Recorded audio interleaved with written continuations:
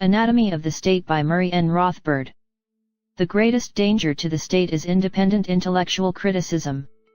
Murray N Rothbard. What the state is not.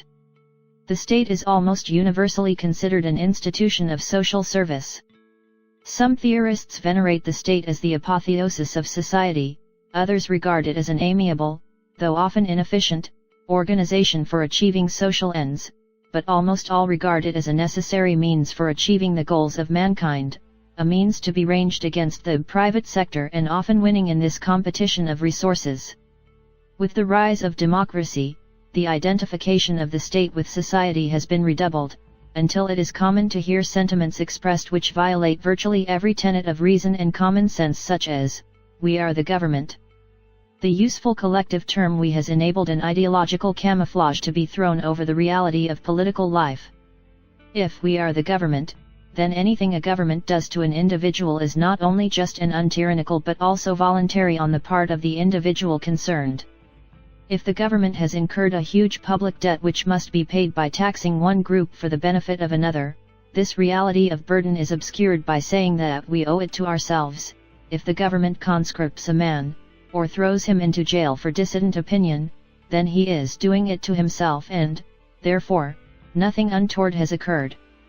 Under this reasoning, any Jews murdered by the Nazi government were not murdered, instead, they must have committed suicide, since they were the government, which was democratically chosen, and, therefore, anything the government did to them was voluntary on their part.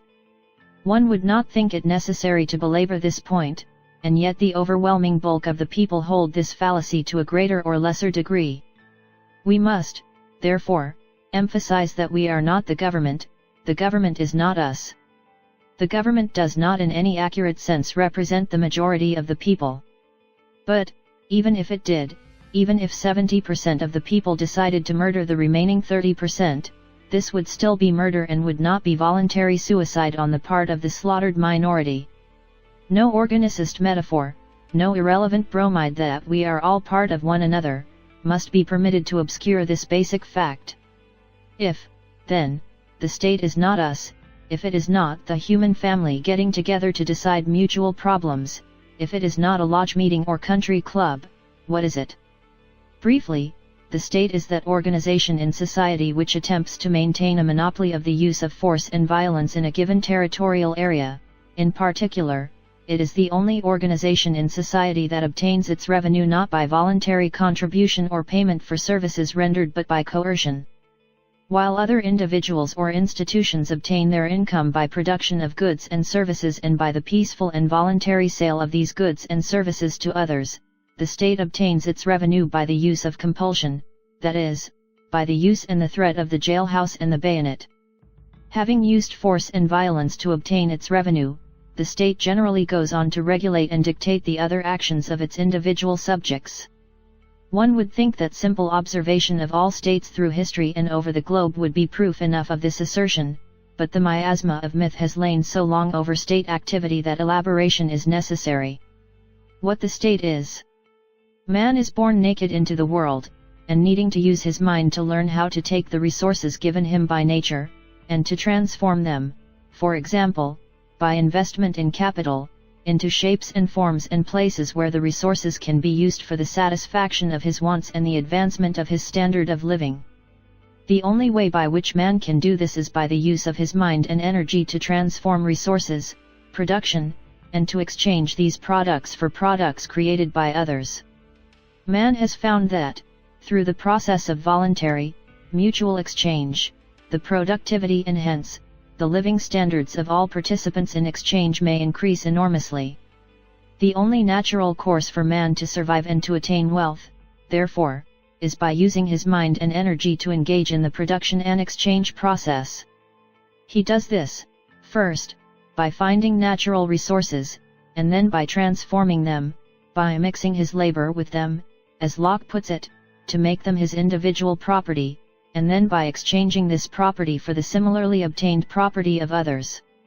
The social path dictated by the requirements of man's nature, therefore, is the path of property rights and the free market of gift or exchange of such rights. Through this path, men have learned how to avoid the jungle. Methods of fighting over scarce resources so that A can only acquire them at the expense of B and, instead, to multiply those resources enormously in peaceful and harmonious production and exchange. The great German sociologist Franz Oppenheimer pointed out that there are two mutually exclusive ways of acquiring wealth. 1. The above way of production and exchange, he called the economic means. The other way is simpler in that it does not require productivity, it is the way of seizure of another's goods or services by the use of force and violence. This is the method of one-sided confiscation, of theft of the property of others. This is the method which Oppenheimer termed the political means to wealth. It should be clear that the peaceful use of reason and energy in production is the natural path for man, the means for his survival and prosperity on this earth. It should be equally clear that the coercive, exploitative means is contrary to natural law, it is parasitic, for instead of adding to production, it subtracts from it. The political means siphons production off to a parasitic and destructive individual or group, and this siphoning not only subtracts from the number producing, but also lowers the producer's incentive to produce beyond his own subsistence. In the long run, the robber destroys his own subsistence by dwindling or eliminating the source of his own supply. But not only that, even in the short run, the predator is acting contrary to his own true nature as a man. We are now in a position to answer more fully the question, what is the state? The state, in the words of Oppenheimer, is the organization of the political means, it is the systematization of the predatory process over a given territory. For crime, at best, is sporadic and uncertain, the parasitism is ephemeral, and the coercive, parasitic lifeline may be cut off at any time by the resistance of the victims. The state provides a legal, orderly, systematic channel for the predation of private property, it renders certain, secure, and relatively peaceful the lifeline of the parasitic caste in society. 3. Since production must always precede predation, the free market is anterior to the state. The state has never been created by a social contract, it has always been born in conquest and exploitation. The classic paradigm was a conquering tribe pausing in its time-honored method of looting and murdering a conquered tribe, to realize that the time span of plunder would be longer and more secure, and the situation more pleasant, if the conquered tribe were allowed to live and produce, with the conquerors settling among them as rulers exacting a steady annual tribute. One method of the birth of a state may be illustrated as follows: in the hills of southern Ruritania, a bandit group manages to obtain physical control over the territory, and finally the bandit chieftain proclaims himself king of the sovereign and independent government of South Ruritania, and, if he and his men have the force to maintain this rule for a while, lo and behold, a new state has joined the family of nations, and the former bandit leaders have been transformed into the lawful nobility of the realm. How the state preserves itself. Once a state has been established, the problem of the ruling group or caste is how to maintain their rule. While force is their modus operandi, their basic and long-run problem is ideological.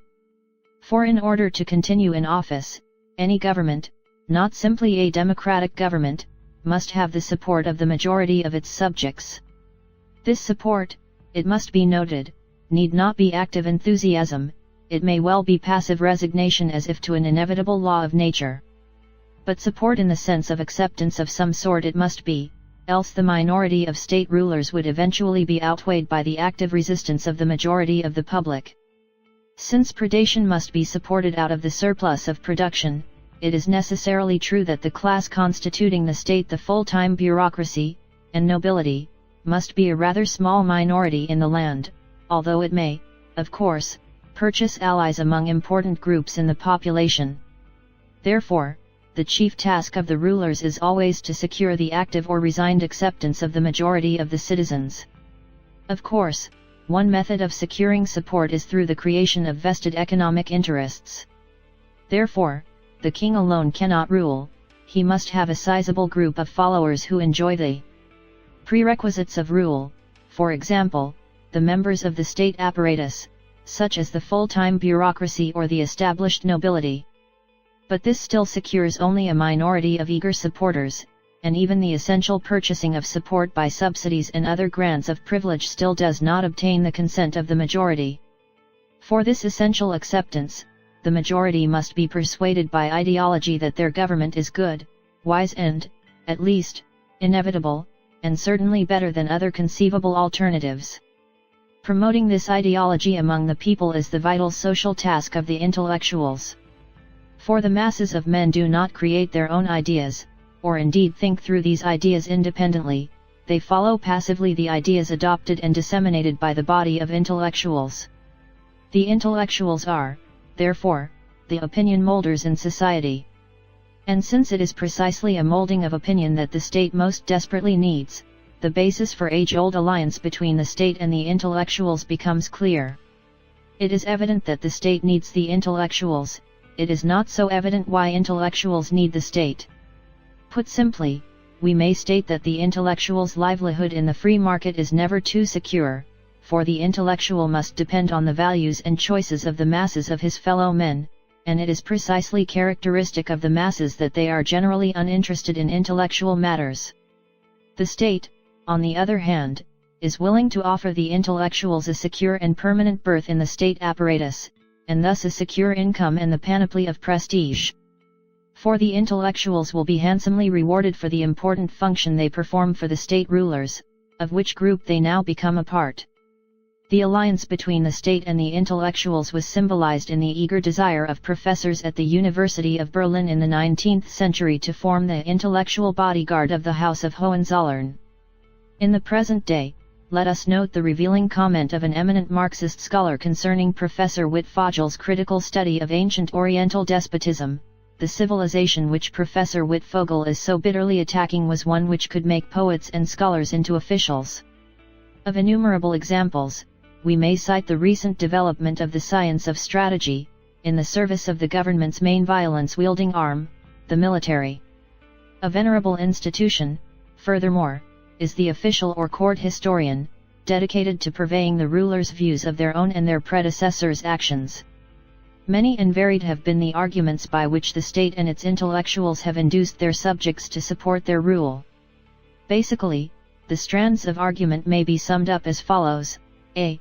The state rulers are great and wise men, they rule by divine right, they are the aristocracy of men, they are the scientific experts, much greater and wiser than the good but rather simple subjects, and B. Rule by the extent government is inevitable, absolutely necessary, and far better than the indescribable evils that would ensue upon its downfall. The union of church and state was one of the oldest and most successful of these ideological devices. The ruler was either anointed by God or, in the case of the absolute rule of many Oriental despotisms, was himself God, hence, any resistance to his rule would be blasphemy. The state's priestcraft performed the basic intellectual function of obtaining popular support and even worship for the rulers. Another successful device was to instill fear of any alternative systems of rule or non-rule. The present rulers, it was maintained, supply to the citizens an essential service for which they should be most grateful: protection against sporadic criminals and marauders. For the state, to preserve its own monopoly of predation, did indeed see to it that private and unsystematic crime was kept to a minimum. The state has always been jealous of its own preserve. Especially has the state been successful in recent centuries in instilling fear of other state rulers. Since the land area of the globe has been parceled out among particular states, one of the basic doctrines of the state was to identify itself with the territory it governed. Since most men tend to love their homeland, the identification of that land and its people with the state was a means of making natural patriotism work to the state's advantage. If Ruritania was being attacked by Moldavia, the first task of the state and its intellectuals was to convince the people of Ruritania that the attack was really upon them and not simply upon the ruling caste. In this way, a war between rulers was converted into a war between peoples, with each people coming to the defense of its rulers in the erroneous belief that the rulers were defending them. This device of nationalism has only been successful in Western civilization. In recent centuries, it was not too long ago that the mass of subjects regarded wars as irrelevant battles between various sets of nobles.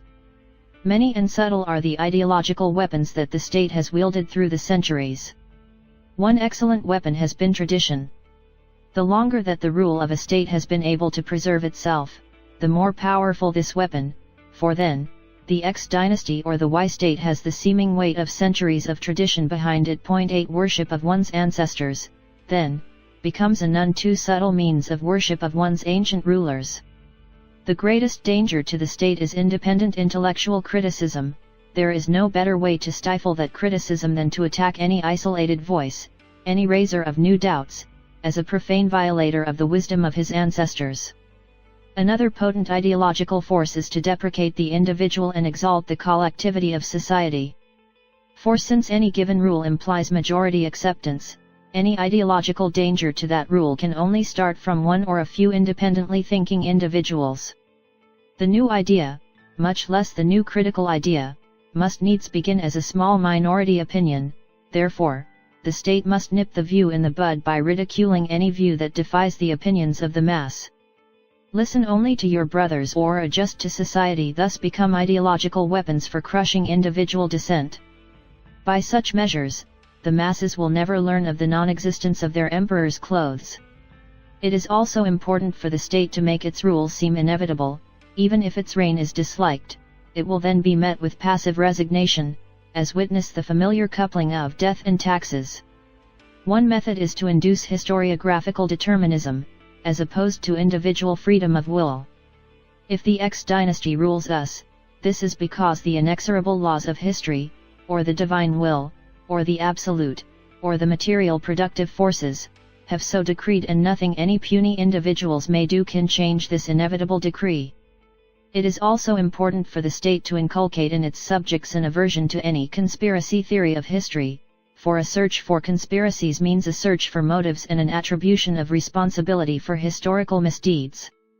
If, however, any tyranny imposed by the state, or venality, or aggressive war, was caused not by the state rulers but by mysterious and arcane social forces, or by the imperfect state of the world, or, if in some way, everyone was responsible, "We are all murderers," proclaims one slogan, then there is no point to the people becoming indignant or rising up against such misdeeds.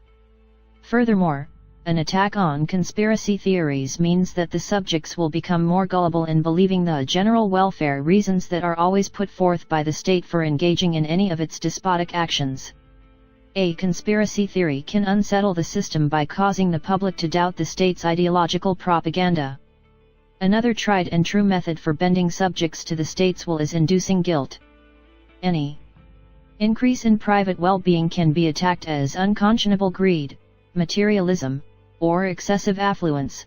Profit-making can be attacked as exploitation and usury, mutually beneficial exchanges denounced as selfishness, and somehow with the conclusion always being drawn that more resources should be siphoned from the private to the public sector. The induced guilt makes the public more ready to do just that. For while individual persons tend to indulge in selfish greed, the failure of the state's rulers to engage in exchanges is supposed to signify their devotion to higher and nobler causes, parasitic predation being apparently morally and aesthetically lofty as compared to peaceful and productive work. In the present more secular age, the divine right of the state has been supplemented by the invocation of a new god, science. State rule is now proclaimed as being ultra-scientific, as constituting planning by experts. But while reason is invoked more than in previous centuries, this is not the true reason of the individual and his exercise of free will. It is still collectivist and determinist, still implying holistic aggregates and coercive manipulation of passive subjects by their rulers. The increasing use of scientific jargon has permitted the state's intellectuals to weave obscurantist apologia for state rule that would have only met with derision by the populace of a simpler age. A robber who justified his theft by saying that he really helped his victims, by his spending giving a boost to retail trade, would find few converts, but when this theory is clothed in Keynesian equations and impressive references to the multiplier effect, it unfortunately carries more conviction. And so the assault on common sense proceeds, each age performing the task in its own ways. Thus, ideological support being vital to the state, it must unceasingly try to impress the public with its legitimacy, to distinguish its activities from those of mere brigands. The unremitting determination of its assaults on common sense is no accident, for as Mencken vividly maintained, the average man, whatever his errors otherwise, at least sees clearly that government is something lying outside him and outside the generality of his fellow men, that it is a separate, independent, and hostile power, only partly under his control, and capable of doing him great harm. Is it a fact of no significance that robbing the government is everywhere regarded as a crime of less magnitude than robbing an individual, or even a corporation? What lies behind all this, I believe, is a deep sense of the fundamental antagonism between the government and the people it governs. It is apprehended, not as a committee of citizens chosen to carry on the communal business of the whole population, but as a separate and autonomous corporation, mainly devoted to exploiting the population for the benefit of its own members. When a private citizen is robbed, a worthy man is deprived of the fruits of his industry and thrift. When the government is robbed, the worst that happens is that certain rogues and loafers have less money to play with than they had before. The notion that they have earned that money is never entertained. To most sensible men it would seem ludicrous. How the state transcends its limits. Bertrand de Jouvenel has sagely pointed out, through the centuries men have formed concepts designed to check and limit the exercise of state rule, and, one after another, the state, using its intellectual allies, has been able to transform these concepts into intellectual rubber stamps of legitimacy and virtue to attach to its decrees and actions. Originally, in Western Europe, the concept of divine sovereignty held that the kings may rule only according to divine law. The kings turned the concept into a rubber stamp of divine approval for any of the king's actions. The concept of parliamentary democracy began as a popular check upon absolute monarchical rule. It ended with Parliament being the essential part of the state and its every act totally sovereign. As de Jouvenel concludes, many writers on theories of sovereignty have worked out one of these restrictive devices. But in the end every single such theory has, sooner or later, lost its original purpose, and come to act merely as a springboard to power, by providing it with the powerful aid of an invisible sovereign with whom it could in time successfully identify itself. Similarly with more specific doctrines, the natural rights of the individual enshrined in John Locke and the Bill of Rights, became a statist right to a job. Utilitarianism turned from arguments for liberty to arguments against resisting the state's invasions of liberty, etc. Certainly the most ambitious attempt to impose limits on the state has been the Bill of Rights and other restrictive parts of the American Constitution, in which written limits on government became the fundamental law to be interpreted by a judiciary supposedly independent of the other branches of government. All Americans are familiar with the process by which the construction of limits in the Constitution has been inexorably broadened over the last century. But few have been as keen as Professor Charles Black to see that the state has, in the process, largely transformed judicial review itself from a limiting device to yet another instrument for furnishing ideological legitimacy to the government's actions. For if a judicial decree of unconstitutional is a mighty check to government power, an implicit or explicit verdict of constitutional is a mighty weapon for fostering public acceptance of ever greater government power. Professor Black begins his analysis by pointing out the crucial necessity of legitimacy for any government to endure, this legitimation signifying basic majority acceptance of the government and its actions. Acceptance of legitimacy becomes a particular problem in a country such as the United States, where substantive limitations are built into the theory on which the government rests. What is needed, adds Black, is a means by which the government can assure the public that its increasing powers are, indeed, constitutional. And this, he concludes, has been the major historic function of judicial review. Let Black illustrate the problem. The supreme risk to the government is that of disaffection and a feeling of outrage widely disseminated throughout the population, and loss of moral authority by the government as such, however long it may be propped up by force or inertia or the lack of an appealing and immediately available alternative. Almost everybody living under a government of limited powers, must sooner or later be subjected to some governmental action which as a matter of private opinion he regards as outside the power of government or positively forbidden to government. A man is drafted, though he finds nothing in the Constitution about being drafted. A farmer is told how much wheat he can raise, he believes, and he discovers that some respectable lawyers believe with him, that the government has no more right to tell him how much wheat he can grow than it has to tell his daughter whom she can marry. A man goes to the federal penitentiary for saying what he wants to, and he paces his cell reciting, "Congress shall make no laws abridging the freedom of speech." A businessman is told what he can ask, and must ask, for buttermilk. The danger is real enough that each of these people, and who is not of their number, will confront the concept of governmental limitation with the reality, as he sees it, of the flagrant overstepping of actual limits, and draw the obvious conclusion as to the status of his government with respect to legitimacy. This danger is averted by the states propounding the doctrine that one agency must have the ultimate decision on constitutionality and that this agency, in the last analysis, must be part of the federal government.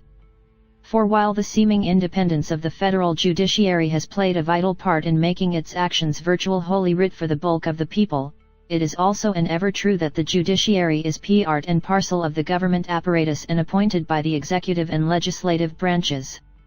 Black admits that this means that the state has set itself up as a judge in its own cause, thus violating a basic juridical principle for aiming at just decisions. He brusquely denies the possibility of any alternative. Black adds, "The problem, then, is to devise such governmental means of deciding as will hopefully reduce to a tolerable minimum the intensity of the objection that government is judge in its own cause. Having done this, you can only hope that this objection, though theoretically still tenable italics mine, will practically lose enough of its force that the legitimating work of the deciding institution can win acceptance." In the last analysis, Black finds the achievement of justice and legitimacy from the state's perpetual judging of its own cause as something of a miracle. Applying his thesis to the famous conflict between the Supreme Court and the New Deal, Professor Black keenly chides his fellow pro-New Deal colleagues for their short-sightedness in denouncing judicial obstruction. His standard version of the story of the New Deal and the court, though accurate in its way, displaces the emphasis. It concentrates on the difficulties, it almost forgets how the whole thing turned out. The upshot of the matter was, and this is what I like to emphasize, that after some 24 months of balking the Supreme Court, without a single change in the law of its composition, or, indeed, in its actual manning, placed the affirmative stamp of legitimacy on the New Deal, and on the whole new conception of government in America. In this way, the Supreme Court was able to put the quietus on the large body of Americans who had had strong constitutional objections to the New Deal. Of course, not everyone was satisfied. The Bonnie Prince Charlie of constitutionally commanded laissez-faire still stirs the hearts of a few zealots in the highlands of choleric unreality. But there is no longer any significant or dangerous public doubt as to the constitutional power of Congress to deal as it does with the national economy. We had no means, other than the Supreme Court, for imparting legitimacy to the New Deal. As Black recognizes, one major political theorist who recognized and largely in advance the glaring loophole in a constitutional limit on government of placing the ultimate interpreting power in the Supreme Court was John C. Calhoun. Calhoun was not content with the miracle, but instead proceeded to a profound analysis of the constitutional problem. In his disquisition, Calhoun demonstrated the inherent tendency of the state to break through the limits of such a constitution.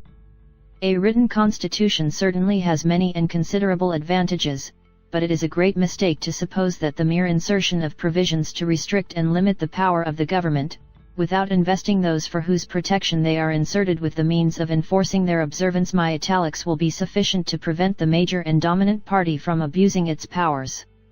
Being the party in possession of the government, they will, from the same constitution of man which makes government necessary to protect society, be in favor of the powers granted by the Constitution and opposed to the restrictions intended to limit them. The minor or weaker party, on the contrary, would take the opposite direction and regard the restrictions as essential to their protection against the dominant party. But where there are no means by which they could compel the major party to observe the restrictions, the only resort left them would be a strict construction of the Constitution. To this the major party would oppose a liberal construction. It would be construction against construction, the one to contract and the other to enlarge the powers of the government to the utmost. But of what possible avail could the strict construction of the minor party be, against the liberal construction of the major, when the one would have all the power of the government to carry its construction into effect and the other be deprived of all means of enforcing its construction. In a contest so unequal, the result would not be doubtful. The party in favor of the restrictions would be overpowered. The end of the contest would be the subversion of the Constitution. The restrictions would ultimately be annulled and the government be converted into one of unlimited powers. One of the few political scientists who appreciated Calhoun's analysis of the Constitution was Professor J. Allen Smith. Smith noted that the Constitution was designed with checks and balances to limit any one governmental power and yet had then developed a Supreme Court with the monopoly of ultimate interpreting power. If the federal government was created to check invasions of individual liberty by the separate states, who was to check the federal power? Smith maintained that implicit in the check and balance idea of the Constitution was the concomitant view that no one branch of government may be conceded the ultimate power of interpretation. It was assumed by the people that the new government could not be permitted to determine the limits of its own authority, since this would make it, and not the Constitution, supreme. The solution advanced by Calhoun, and seconded, in this century, by such writers as Smith, was, of course, the famous doctrine of the concurrent majority. If any substantial minority interest in the country, specifically a state government, believed that the federal government was exceeding its powers and encroaching on that minority, the minority would have the right to veto this exercise of power as unconstitutional. Applied to state governments, this theory implied the right of nullification of a federal law or ruling within a state's jurisdiction. In theory, the ensuing constitutional system would assure that the federal government check any state invasion of individual rights, while the states would check excessive federal power over the individual.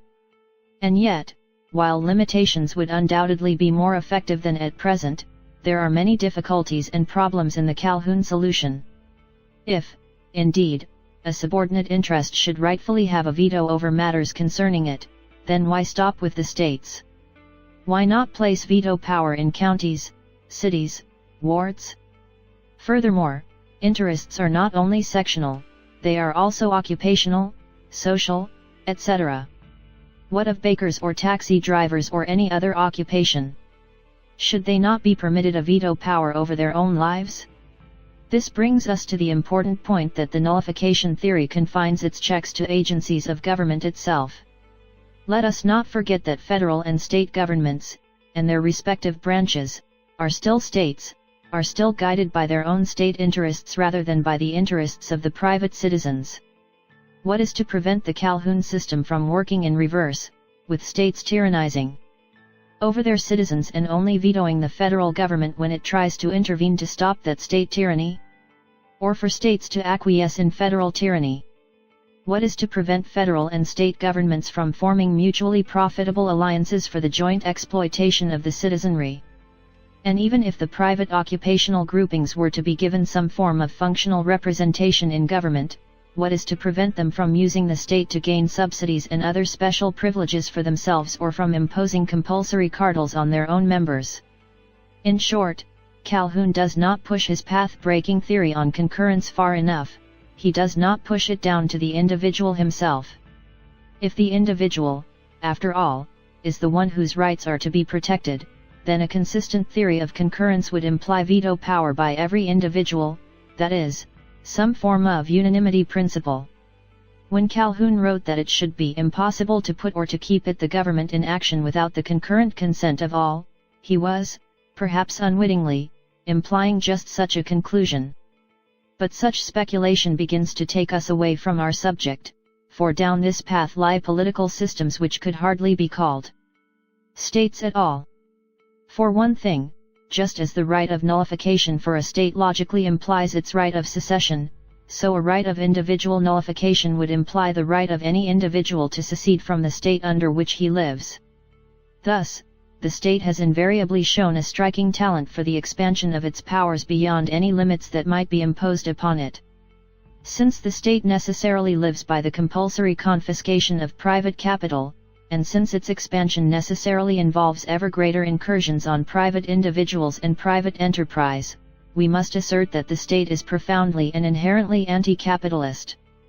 In a sense, our position is the reverse of the Marxist dictum that the state is the executive committee of the ruling class in the present day, supposedly the capitalists.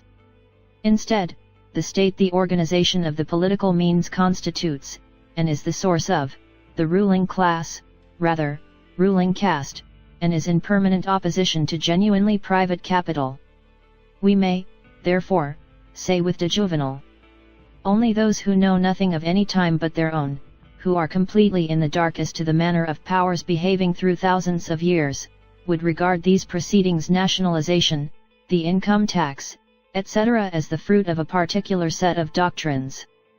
They are in fact the normal manifestations of power, and differ not at all in their nature from Henry VIII's confiscation of the monasteries. The same principle is at work, the hunger for authority, the thirst for resources, and in all of these operations the same characteristics are present, including the rapid elevation of the dividers of the spoils. Whether it is socialist or whether it is not, power must always be at war with the capitalist authorities and despoil the capitalists of their accumulated wealth. In doing so it obeys the law of its nature. What the state fears. What the state fears above all, of course, is any fundamental threat to its own power and its own existence. The death of a state can come about in two major ways: a. through conquest by another state, or b. through revolutionary overthrow by its own subjects, in short, by war or revolution. War and revolution, as the two basic threats, invariably arouse in the state rulers their maximum efforts and maximum propaganda among the people. As stated above, any way must always be used to mobilize the people to come to the state's defense in the belief that they are defending themselves. The fallacy of the idea becomes evident when conscription is wielded against those who refuse to defend themselves and are, therefore, forced into joining the state's military band. Needless to add, no defense is permitted them against this act of their own state. In war, state power is pushed to its ultimate, and, under the slogans of defense and emergency, it can impose a tyranny upon the public such as might be openly resisted in time of peace. War thus provides many benefits to a state, and indeed every modern war has brought to the warring peoples a permanent legacy of increased state burdens upon society. War, moreover, provides to a state tempting opportunities for conquest of land areas over which it may exercise its monopoly of force. Randolph Bourne was certainly correct when he wrote that war is the health of the state, but to any particular state a war may spell either health or grave injury.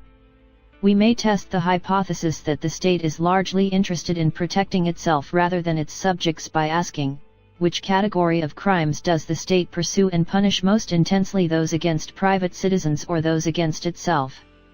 The gravest crimes in the state's lexicon are almost invariably not invasions of private person or property, but dangers to its own contentment, for example, treason, desertion of a soldier to the enemy, failure to register for the draft, subversion and subversive conspiracy, assassination of rulers, and such economic crimes against the state as counterfeiting its money or evasion of its income tax. Or compare the degree of zeal devoted to pursuing the man who assaults a policeman, with the attention that the state pays to the assault of an ordinary citizen. Yet, curiously, the state's openly assigned priority to its own defense against the public strikes few people as inconsistent with its presumed raison d'etre. How states relate to one another. Since the territorial area of the earth is divided among different states, interstate relations must occupy much of a state's time and energy. The natural tendency of a state is to expand its power, and externally such expansion takes place by conquest of a territorial area. Unless a territory is stateless or uninhabited, any such expansion involves an inherent conflict of interest between one set of state rulers and another. Only one set of rulers can obtain a monopoly of coercion over any given territorial area at any one time. Complete power over a territory by state X can only be obtained by the expulsion of state Y. War, while risky, will be an ever-present tendency of states, punctuated by periods of peace and by shifting alliances and coalitions between states. We have seen that the internal or domestic attempt to limit the state, in the 17th through 19th centuries, reached its most notable form in constitutionalism. Its external, or foreign affairs, counterpart was the development of international law, especially such forms as the laws of war and neutrals' rights. Parts of international law were originally purely private, growing out of the need of merchants and traders everywhere to protect their property and adjudicate disputes. Examples are admiralty law and the law merchant. But even the governmental rules emerged voluntarily and were not imposed by any international superstate. The object of the laws of war was to limit interstate destruction to the state apparatus itself, thereby preserving the innocent civilian public from the slaughter and devastation of war. The object of the development of neutrals' rights was to preserve private civilian international commerce, even with enemy countries, from seizure by one of the warring parties. The overriding aim, then, was to limit the extent of any war, and, particularly to limit its destructive impact on the private citizens of the neutral and even the warring countries. The jurist F.J.P. Vila charmingly describes such civilized warfare as it briefly flourished in 15th century Italy. The rich burghers and merchants of medieval Italy were too busy making money and enjoying life to undertake the hardships and dangers of soldiering themselves. So they adopted the practice of hiring mercenaries to do their fighting for them, and, being thrifty, business-like folk, they dismissed their mercenaries immediately after their services could be dispensed with. Wars were, therefore, fought by armies hired for each campaign. For the first time, soldiering became a reasonable and comparatively harmless profession. The generals of that period maneuvered against each other, often with consummate skill, but when one had won the advantage, his opponent generally either retreated or surrendered. It was a recognized rule that a town could only be sacked if it offered resistance. Immunity could always be purchased by paying a ransom. As one natural consequence, no town ever resisted, it being obvious that a government too weak to defend its citizens had forfeited their allegiance. Civilians had little to fear from the dangers of war, which were the concern only of professional soldiers. 16. The well-nigh absolute separation of the private civilian from the state's wars in 18th century Europe is highlighted by Neff.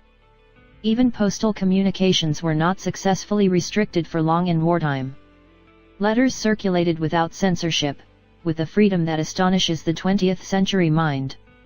The subjects of two warring nations talked to each other if they met, and when they could not meet, corresponded, not as enemies but as friends. The modern notion hardly existed that subjects of any enemy country are partly accountable for the belligerent acts of their rulers. Nor had the warring rulers any firm disposition to stop communications with subjects of the enemy. The old inquisitorial practices of espionage in connection with religious worship and belief were disappearing, and no comparable inquisition in connection with political or economic communications was even contemplated. Passports were originally created to provide safe conduct in time of war. During most of the 18th century it seldom occurred to Europeans to abandon their travels in a foreign country which their own was fighting. And trade being increasingly recognized as beneficial to both parties, 18th century warfare also counterbalances a considerable amount of trading with the enemy. How far states have transcended rules of civilized warfare in this century needs no elaboration here. In the modern era of total war, combined with the technology of total destruction, the very idea of keeping war limited to the state apparatus seems even more quaint and obsolete than the original Constitution of the United States. When states are not at war, agreements are often necessary to keep frictions at a minimum. One doctrine that has gained curiously wide acceptance is the alleged sanctity of treaties. This concept is treated as the counterpart of the sanctity of contract. But a treaty and a genuine contract have nothing in common. A contract transfers, in a precise manner, titles to private property. Since a government does not, in any proper sense, own its territorial area, any agreements that it concludes do not confer titles to property. If, for example, Mr. Jones sells or gives his land to Mr. Smith, Jones's heir cannot legitimately descend upon Smith's heir and claim the land as rightfully his. The property title has already been transferred. Old Jones's contract is automatically binding upon young Jones, because the former had already transferred the property. Young Jones, therefore, has no property claim. Young Jones can only claim that which he has inherited from Old Jones, and Old Jones can only bequeath property which he still owns. But if, at a certain date, the government of, say, Ruritania is coerced or even bribed by the government of Moldavia into giving up some of its territory, it is absurd to claim that the governments or inhabitants of the two countries are forever barred from a claim to reunification of Ruritania on the grounds of the sanctity of a treaty. Neither the people nor the land of Northwest Ruritania are owned by either of the two governments. As a corollary, one government can certainly not bind, by the dead hand of the past, a later government through treaty. A revolutionary government which overthrew the king of Ruritania could, similarly, hardly be called to account for the king's actions or debts, for a government is not, as is a child, a true heir to its predecessor's property. History as a race between state power and social power. Just as the two basic and mutually exclusive interrelations between men are peaceful cooperation or coercive exploitation, production, or predation, so the history of mankind, particularly its economic history, may be considered as a contest between these two principles. On the one hand, there is creative productivity, peaceful exchange, and cooperation; on the other, coercive dictation and predation over those social relations. Albert J. Nock happily termed these contesting forces, social power and state power. Social power is man's power over nature, his cooperative transformation of nature's resources and insight into nature's laws, for the benefit of all participating individuals. Social power is the power over nature, the living standards achieved by men in mutual exchange. State power, as we have seen, is the coercive and parasitic seizure of this production, a draining of the fruits of society for the benefit of non-productive, actually anti-productive, rulers. While social power is over nature, state power is power over man. Through history, man's productive and creative forces have, time and again, carved out new ways of transforming nature for man's benefit. These have been the times when social power has spurted ahead of state power, and when the degree of state encroachment over society has considerably lessened. But always, after a greater or smaller time lag, the state has moved into these new areas, to cripple and confiscate social power once more. 19 If the 17th through the 19th centuries were, in many countries of the West, times of accelerating social power, and a corollary increase in freedom, peace, and material welfare, the 20th century has been primarily an age in which state power has been catching up, with a consequent reversion to slavery, war, and destruction. In this century, the human race faces, once again, the virulent reign of the state now armed with the fruits of man's creative powers, confiscated and perverted to its own aims.